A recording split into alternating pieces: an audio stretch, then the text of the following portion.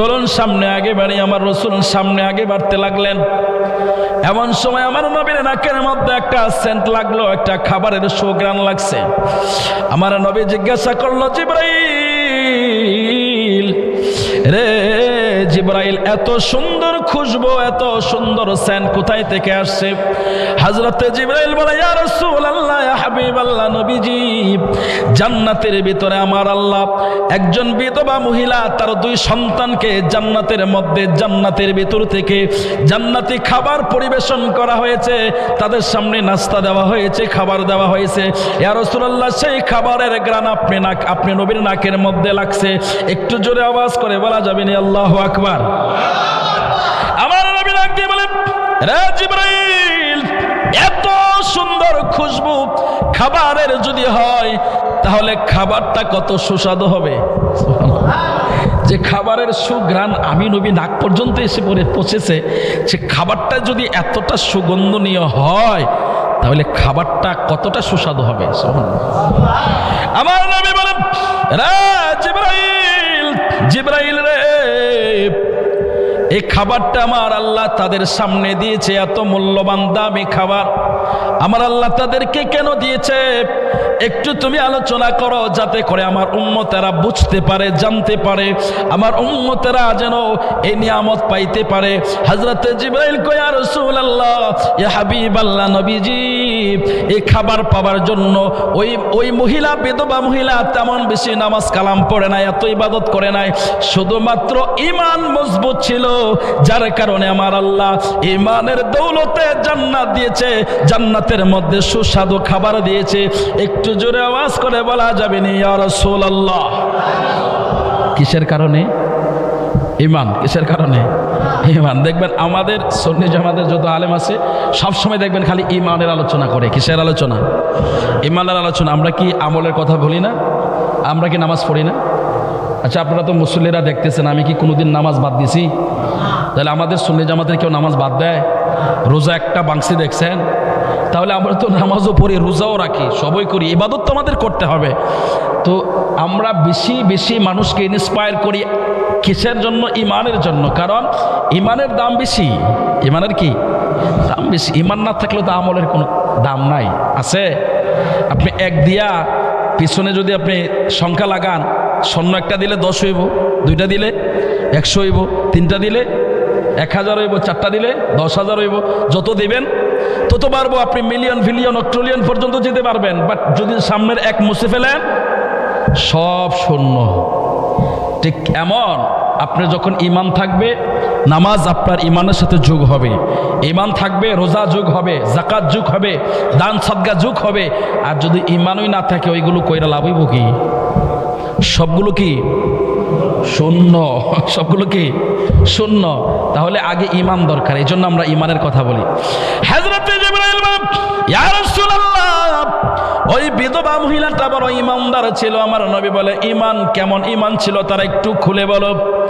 এবার হযরতে জিবরাইল বলে, ইয়া রাসূলুল্লাহ, তিনি ছিলেন হযরতে পয়গম্বর মুসা আলাইহিস সালামের উম্মত। কোন নবী? মুসা আলাইহিস সালামের।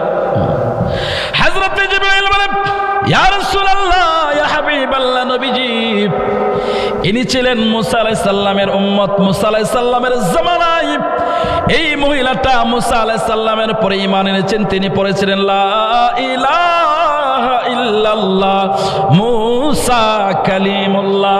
এই কালেমাটা পড়েছেন। এই কালেমাটার উপরে তাই সে ঈমান এনেছে, আল্লাহর উপরে ঈমান এনেছে। মুসা আলাইহিস সালামের জামানায় এই বিধবা মহিলাটা ছিল ফেরাউনের ঘরের দাসী। ফেরাউনের একটা কন্যা ছিল, পালক কন্যা। সেই কন্যার দাসী হিসাবে তাকে নিযুক্ত করা হয়েছিল। হুজুর রাতের বেলায় হঠাৎ করে একদিন ফেরাউনের কন্যা রূপচর্চা করার জন্য সে আয়নার সামনে দাঁড়ালো। আর হাতের মধ্যে যখন চিরুনি নিল, চিরুনি নিয়ে যখন চুল আঁচড়াচ্ছিল, হঠাৎ করে তার হাত থেকে চিরুনিটা নিচে পড়ে গেল। এবার ফেরাউনের কন্যা দাসীকে বলল, দাসী রে, তুমি আমার চিরুনিটা উঠায়া দাও। এ কথা বলার সাথে সাথে ওই মহিলা, বিধবা মহিলা যখন চিরুনিটা উঠাইতে গেল, উঠানোর সময় পড়েছে বিসমিল্লাহির রহমানির রহিম। বিসমিল্লাহির রহমানির রহিম বলে যখন সে চিরুনিটা উঠাইলো, এই শব্দটা ফেরাউনের কন্যার কানের মধ্যে চলে গেল। চলে যাওয়ার পরে ফেরাউনের কন্যা ডাক দেয়া বলে, দাসী রে দাসী, তুমি কি শব্দ উচ্চারণ করলা? তুমি কি বাক্য উচ্চারণ করলা? তুমি কি বললা? বলে বললাম বিসমিল্লাহির রহমানির রহিম। বলে এই শব্দ, এই বাক্য তো একমাত্র আমার পালক ভাই মুসা ছাড়া আর কেউ বলে না। তুমি কি মুসার আল্লাহর উপরে ঈমান আনছো নাকি? মহিলা বলে, হ্যাঁ অবশ্যই আমি মুসার আল্লাহর উপরে ঈমান আনছি। আরে জোরে বলেন। মহিলাকে বাঁচার জন্য মিথ্যা কথা কইতে পারতো না? কথা কয় না, পারতো নেই, মিথ্যা কথা বলছে, বলে নাই। হযরত জিবরাইল বলেন, ইয়া রাসূলুল্লাহ, ইয়া হাবিবাল্লাহ, নবীজি। সে মহিলা মিথ্যা কথা বলে নাই, মিথ্যা কথা বলে নাই। মহিলা বলে দিয়েছে যে আমি মুসার আল্লাহর উপরে ঈমান এনেছি।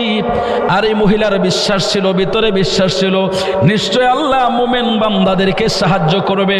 এটা আল্লাহ কোরআনে বলেছেন, নাসরুম মিনাল্লাহি ওয়া ফাতহুন করিব।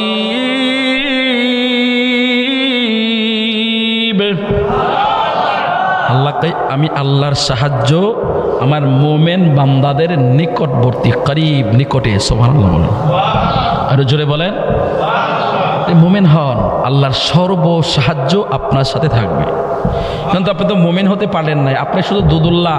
আপনি কি একবার ওই জামাতে যাবেন, নাকি একবার এই জামাতে আসবেন, নাকি একবার এইদিকে দৌড় দিবেন, নাকি একবার এইদিকে দৌড় দিবেন?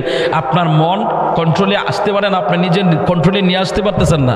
আপনি মনটাকে স্থির করেন, আল্লাহর উপরে দৃঢ় বিশ্বাস রাখুন, ঈমান রাখুন, মোমেন হন, আল্লাহ সর্বদিক দিয়ে আপনাকে সাহায্য করবে। হযরত জিবরাইল বলেন, ইয়া রাসূলুল্লাহ, ইয়া হাবিবাল্লাহ, নবীজি। এই মহিলাটা যখন বলল আমি মুসার আল্লাহর উপরে ঈমান আনলাম, সাথে সাথে ফেরাউনের কন্যা ডাক দেয়া বলে, দাসী রে, তুমি কি জানো না এই দেশের মধ্যে আমার বাবাকে সবাই খোদা কয়? নাউজুবিল্লাহ। কি কয়? খোদা কয়। ফেরাউন না, সম্পদ আল্লাহ তাআলা এত দিয়েছে তাকে, এই সম্পদের অহংকারে, ক্ষমতার দাপটে সে নিজেকে খোদাই দাবি করা শুরু করে দিয়েছে। আর জোরে বলেন নাউজুবিল্লাহ। আল্লাহ কোরআনে সে কথাগুলো বিস্তারিত বলেছে, জুমার দিন এত কথা বলা যায় না। সে বলতো আনা রাব্বুকুমুল আলা, আমি হচ্ছে বড় খোদা। জোরে কর নাউজুবিল্লাহ। আসলে সে বড় খোদা না, সে বড় হুদা। ঠিক নেই? সে কি? সে বড় হুদা। সে কেন বলছে জানেন? মানুষ কিন্তু, নেতারা কিন্তু এমনি এমনি খারাপ হয় না, নেতাদের সামসাগুলো খারাপ বানায়। ফেরাউন আগে খোদা দাবি করতো না। ফেরাউন 400 বছর পর্যন্ত সে বেঁচে ছিল। 400 বছরের ভিতরে কোনোদিন তার ঠান্ডা কাশি লাগে নাই, কোনোদিন ঠান্ডা কাশি লাগে নাই, জ্বর হয় নাই, সর্দি হয় নাই। সামসাগুলো কয়, দেখছেন মহারাজ, আপনি তো ঠান্ডা কাশি কোনোদিন লাগে নাই, আপনার জ্বর সর্দি হয় না, তাহলে তো আপনি খোদা। নজুবিল্লাহ বলেন। এত ফার্মের বেটা, ফার্ম পাইছে ফুলে গেছে গা, কয়া কথা তো সত্য, আমার তো ঠান্ডা কাশি লাগছে না, তাহলে আমি খোদা। ওই খোদাই দাবি শুরু করে দিয়েছে। আল্লাহ কই, তোরে আমি দিয়েছি সুস্থতা, আর তুই এখন খোদাই দাবি করছ, রাখ, আমি তোরে সাইজ করতেছি। আল্লাহ এমন সাইজ করা করছে, পানির নিচে ডুবায়া ফ্যাট ফ্লাই মারাইছে। আল্লাহ কই, শুধু মারাইতাম না, তোরে পানিও তোরে গোস্ত না, মাটিও গোস্ত না। আজও পর্যন্ত মিশরের জাদুঘরের মধ্যে এর মমিটা পড়ে আছে। কথা বলেন ঠিক না বেঠিক? হযরত মুসা, আমার আল্লাহ পাক রব্বুল আলামিন মুসা আলাইহিস সালামের সে উম্মত, সে বিধবা মহিলা ডাক দিয়ে বলে, রে ফেরাউনের কন্যা, তোমার বাবা খোদাই দাবি করে, তোমার বাবা হলো মিথ্যা খোদা। কি খোদা? মিথ্যা খোদা। তোমার বাবা খোদা হতে পারে না। যিনি খোদা তিনি হলেন মুসার আল্লাহ। মুসার আল্লাহ সমস্ত কিছু তিনি সৃষ্টি করেছে, তিনি সব কিছু বানিয়েছেন, তিনি হচ্ছেন খোদা। আমি সেই খোদার উপরে ঈমান এনেছি, যিনি আমার খোদা, তোমার খোদা। যিনি তোমার বাবা ফেরাউনকে বানাইছে তিনি হলেন মুসার আল্লাহ। একটু জোরে আওয়াজ করে বলেন আল্লাহু আকবার। ফেরাউনের কন্যা আরো রাগান্বিত হয়ে গেছে। এই দাসী, তুমি তোমার মুখে লাগাম দাও, কথা আসতে বলো। বলে কেন? বলে যদি আমার বাবা শুনতে পায় তোমার উপরে কিন্তু বিপদ নেমে আসবে। মহিলা ডেকে বলে, শোনো, যারা লা ইলাহা ইল্লাল্লাহ পড়ে তারা বিপদের চিন্তা করে না। আরো জোরে বলেন না। কি আপনার আজকে ফুতাই গেছেন গাছের লাইয়া? আপনাদের জবান দিয়ে আজকে সুবহানাল্লাহ বাইরেও না, ব্যাপার কি? আমার গলা ভাঙ্গা দিকে আপনারাও ওইভাবে ঠান্ডা হয়ে থাকবেন। একটু জবান খুলে বলেন আল্লাহু আকবার। মহব্বতে বলেন ইয়া রাসূলুল্লাহ। মুসা নবীর উম্মত ওই বিধবা মহিলা ফেরাউনের কন্যাকে ডাক দেয়া বলল, রে ফেরাউনের কন্যা শোনো, যারা আল্লাহকে ভালোবাসে, যারা আল্লাহর উপরে বিশ্বাস করে ঈমান আনে, তারা কোনো ভয় করে না। কারণ লা আখাফু ফিল্লাহি লাউমাতা লাইম, আল্লাহ ছাড়া তারা কারো সামনে মাথা নত করে না, আল্লাহ ছাড়া তারা কাউকে ভয় করে না। কথা বলেন ঠিক কিনা? এবার ফেরাউনের দাসী এই কথা বলার পর ফেরাউনের কন্যা ছুটে গেল, দৌড়ায় গেল রাজমহলে। ফেরাউন বসা, ফেরাউনকে ডেকে বলল, আব্বা আপনি খবর পাইছেননি? বলে কি খবর?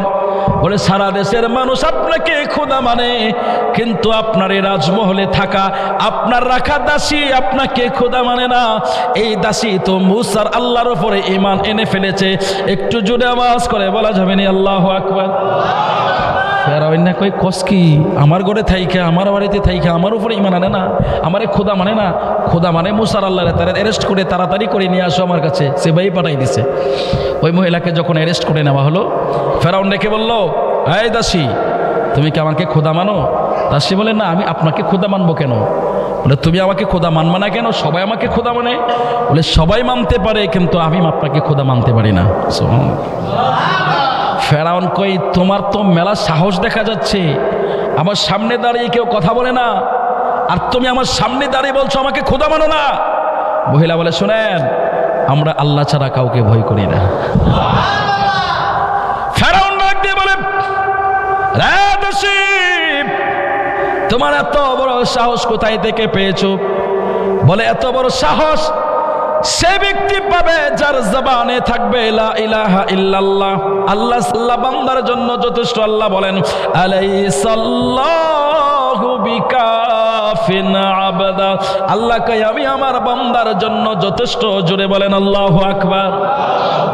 আল্লাহ বান্দার জন্য যথেষ্ট হইলে কি আর কোনো ভয় আছে? কথা বলেন না, কোনো ভয় আছে? ফেরাউন এবার দাসীকে রেখে বলল, দাসী রে, তুমি যদি আমাকে খোদা না মানো তাহলে কিন্তু তোমার বিপদ হবে। মহিলাটা ডাক দেয়া বলে, বিপদের চিন্তা আমরা করি না, আমি যে আল্লাহর উপরে ঈমান আনছি মৃত্যুর আগ পর্যন্ত সে আল্লাহর উপরে ঈমানের উপরে আমি অটল থাকবো। এই কথা বলার সাথে সাথে ফেরাউন জল্লাদকে হুকুম করে দিল, জল্লাদ যাও, তাড়াতাড়ি করে যাও, তার ঘর থেকে তার দুইটা বাচ্চা আছে ওদেরকে উঠায় নিয়ে আসো। দুইটা বাচ্চাকে নিয়ে আসার পর এবার ফেরাউন ডাক দেয়া বলে, তুই যদি আমার খোদা না মানস আমি তোর দুই সন্তানকে মেরে ফেলবো। এবার মহিলাটা ডাক দেয়া বলে, ফেরাউন তুমি আমার সন্তান দিয়ে আমাকে ব্ল্যাকমেল করার চেষ্টা করতেছো। তুমি যতই ব্ল্যাকমেল করার চেষ্টা করো না কেন, তোমার যতই কালো জাদু আছে না কেন, সবকিছু আমার আল্লাহর কাছে ফেল হয়ে যাবে। জোরে বলেন আল্লাহু আকবার। ও ফেরাউন, এই সন্তানগুলো তো দিছে আল্লাহ। কে দিছে? তো আল্লাহর দেওয়া সন্তান, এটা আমার কাছে আমানত। তুমি এটাকে দিয়ে আমাকে ব্ল্যাকমেল করার চেষ্টা করছো, বাট এটা হবে না। তুমি যত আমাকে ব্ল্যাকমেল করো না কেন, আমি তোমার কথাই নড়ব না। আমি আল্লাহর উপরে ঈমান আনছি, সেটার উপরে অটল আছি। সুবহানাল্লাহ। ফেরাউন ঘোষণা করে দিল, তাড়াতাড়ি করে আগুন তৈরি করো। আগুন তৈরি করলো। ওই আগুনের উপরে বড় এক পাত্র ছেড়ে দাও, কড়াই, বড় কড়াই ছেড়ে দাও। ছেড়ে দিল, ওখানে তেল ঢালো।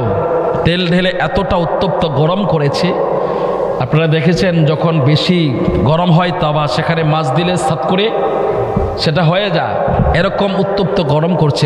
গরম করার পর এবার ফেরাউন বলছে, দাসী এই যে তেল দেখছো, যদি আমার খোদা না মানো তাহলে এই তেলের মধ্যে তোমাকে ডুবিয়ে মারবো। জোরে বলে নাউজুবিল্লাহ। এই বিধবা মহিলা একটা মুচকি হেসে ডাক দেয়া বলে, ফেরাউন তুমি আমাকে তেলের ভয় দেখাচ্ছ? রে ফেরাউন, তুমি তো জানো না এই আগুন, যে আগুন দিয়া তুমি আজকে আগুন দিয়া তুমি তেল গরম করেছো, আল্লাহর জাহান্নামের আগুন রে ফেরাউন, এর থেকে অনেক কোটি গুণ বেশি পাওয়ারফুল হবে। জোরে বলেন আল্লাহু আকবার। আপনারা ভয় করেন না তো? ভয় পান না তো? জানেন না তো? এই যে আগুন আপনারা ব্যবহার করেন, একটা ম্যাচের শলা দিয়ে দিলে একটা বাড়িঘর পড়ে যায়, সবকিছু পুরো ছাই হয়ে যায়। সেখানে আপনি 1 মিনিট আপনার অস্তিত্ব নাই, বাঁচার মতো ক্ষমতা নাই, আপনার 1 মিনিট থাকতে পারবেন আগুনের ভিতরে?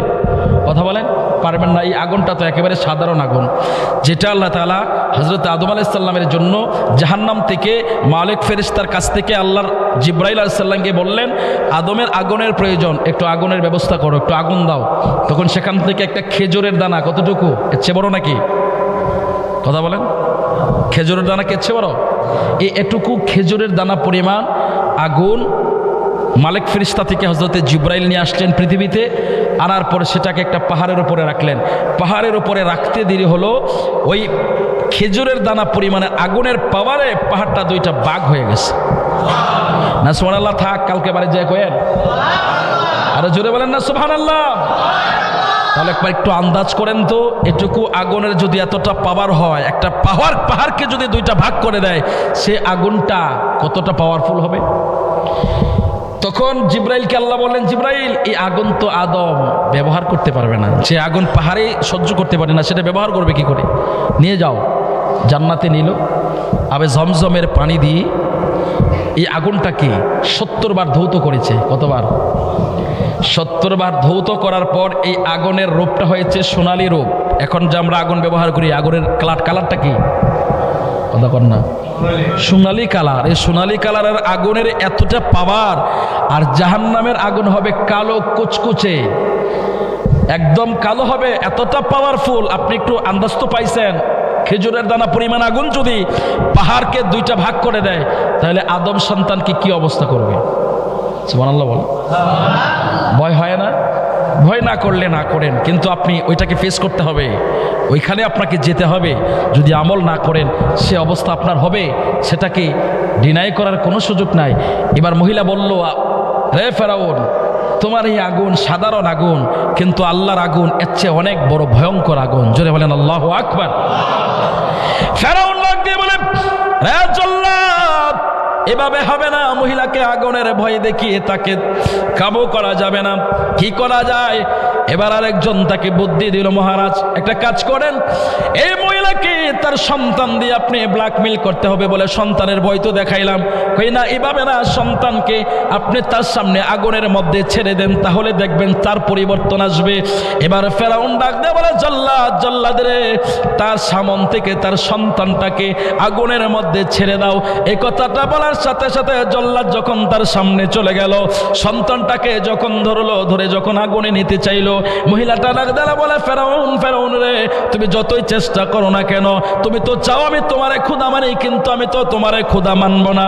তুমি আমার সন্তানকে ছেড়ে দাও, আমাকে তুমি আগুনে পোড়ায়া দাও। একটু জোরে আওয়াজ করে বলেন আল্লাহু আকবার। পৃথিবীর একটা মানুষ যিনি নিজে জীবন দিয়া সন্তানকে বাঁচাইতে চায়, ইনি কে বলেন? আমার আদরিনী মা, আমার সোহাগিনী মা, এই দুনিয়ায় মায়ের সাথে হয় না তুলনা।